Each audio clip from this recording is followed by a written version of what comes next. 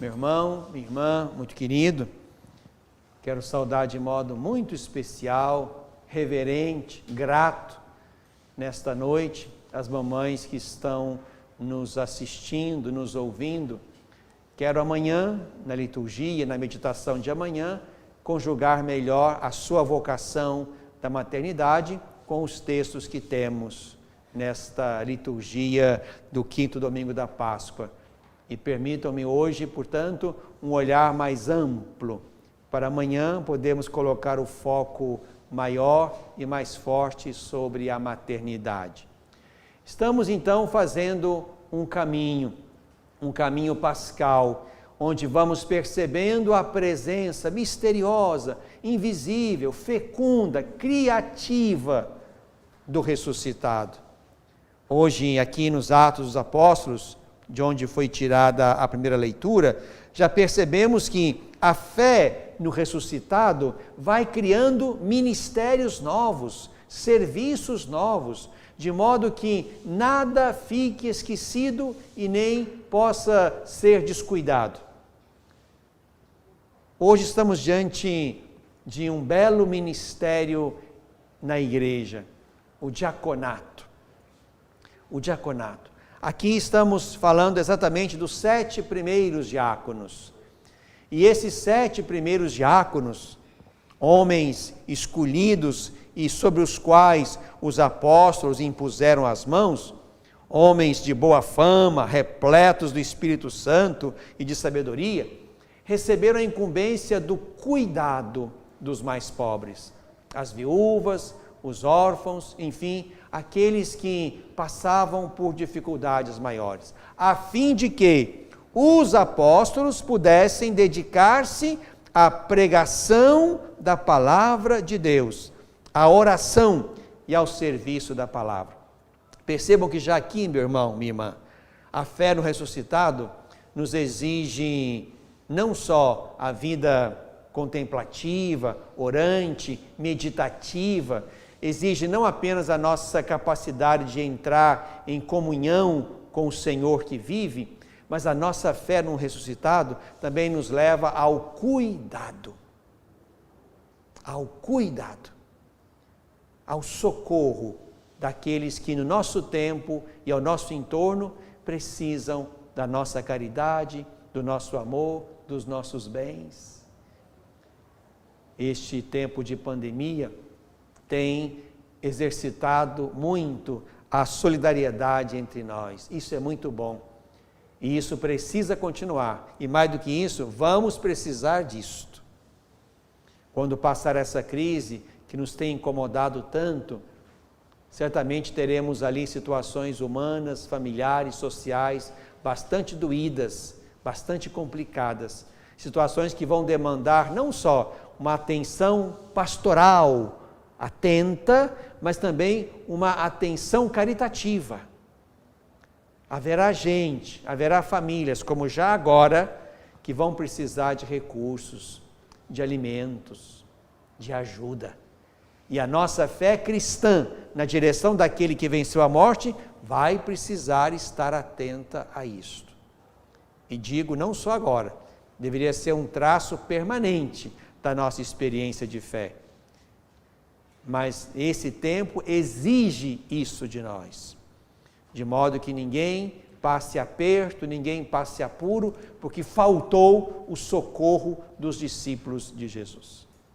Então, o diaconato, que já nasce aqui como um belo fruto da experiência do ressuscitado, é certamente um elemento bonito na trajetória da igreja, que vai tentando responder às demandas de cada tempo. E nós precisamos responder às demandas e às necessidades desse tempo, com os ministérios que temos e, por que não, até com outros ministérios que Deus possa sugerir à nossa igreja neste tempo de missão. Mas hoje, no evangelho que nós ouvimos, ainda em São João, nos encontramos com Jesus ainda na ceia, na última ceia do quarto evangelho, instruindo os seus discípulos antes de partir, antes de sofrer a sua paixão e morte. Aqui o texto de hoje nos põe diante de uma bela experiência de comunhão. Comunhão que começa aqui, entre nós, com Jesus, e a partir de Jesus, entre nós e o Pai. E essa comunhão se estende e se plenifica quando este tempo e este mundo passarem. O texto começa falando de um desejo de Jesus de estar com os seus, de estar com os seus sempre, de estar com os seus sempre, de quando tudo passar, quando terminar a sua trajetória na história e ele voltar para o Pai, lá na casa do Pai, Jesus vai preparar moradas. Na casa de meu Pai há muitas moradas, vou preparar um lugar para vós, e quando eu tiver ido preparar-vos um lugar, voltarei e vos levarei comigo, a fim de que onde eu estiver, estejais vós também. Jesus quer que se estenda para além do tempo, para além da história, a comunhão que nós já criamos com Ele aqui na história, aqui no tempo, pela experiência pessoal e comunitária da fé. Jesus faz questão de mostrar, sobretudo no texto final, que há uma comunhão entre Ele e o Pai. O Pai autoriza, assina as palavras e as obras do seu Filho. E quem está em comunhão com Jesus, quem conhece Jesus, está em comunhão com o Pai e está também no conhecimento do Pai, experimenta o amor do Pai. E isso que é possível então fazer já aqui, na nossa comunhão com Ele, já aqui, portanto, nós também entramos numa bela e fecunda comunhão com o Pai e com o mistério da Trindade. E aí, no meio dessas duas experiências bonitas de comunhão, aquela que Jesus quer fazer conosco quando tudo passar, e aquela que já fazemos com Ele agora, e com Ele, e a partir dele com o Pai, há aqui uma palavra preciosa que liga essas duas experiências de comunhão. Como é que nós mantemos a comunhão atual com Ele e como é que nós mergulhamos na comunhão definitiva e plena com Ele? A resposta é exatamente aquela que Jesus dá diante do questionamento de Tomé. Jesus afirma: para onde eu vou, vós conheceis o caminho. Ele não pergunta, ele afirma: vós conheceis o caminho. E Tomé reage: Senhor, nós não sabemos para onde vais, como é que podemos conhecer o caminho?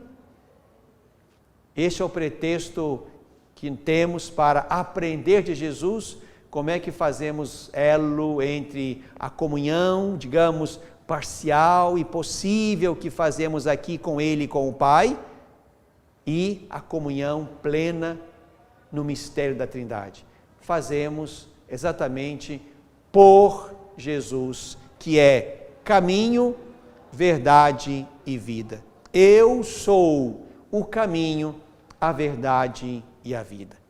Portanto, a fé em Jesus, meu irmão, minha irmã, nos põe diante de um itinerário, de um percurso,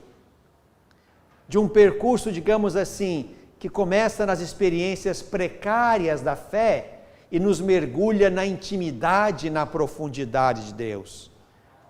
Mas é um percurso, a fé é um percurso, um itinerário, um caminho. E é preciso que neste itinerário, meu irmão, minha irmã, Jesus seja o caminho, a verdade e a vida.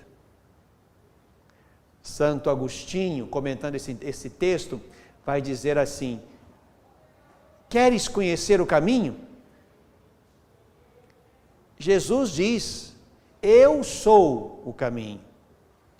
E diz Agostinho, antes de Jesus dizer para onde deves ir, ele diz por onde deves ir.